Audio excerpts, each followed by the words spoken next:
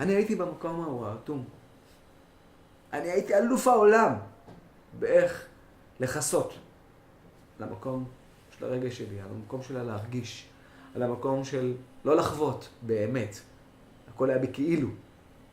יש הבדל אם אני נוגע ברגל פה, או שאני נוגע ביד פה. בשני המצבים אני נוגע. אבל פה אני מרגיש. פה אני לא מרגיש. והרבה מאוד אנשים לצערי, כמוני, כמו שאני הייתי במשך הרבה מאוד שנים,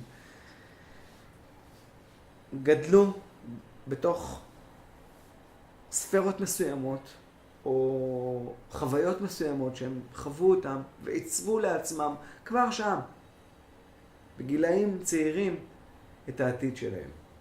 ואני חושב, לא חושב, אני בטוח, שאפשר לכל אחד מאיתנו, כמו שאני עשיתי את זה בחיים שלי, וליצור משהו אחר, ליצור משהו אותנטי בינך לבין עצמך, ולא בכאילו, בלהרגיש, בלחוות, בלהביע, בלהתמודד עם מצבים מסוימים, ולא להאטם ולהיסגר.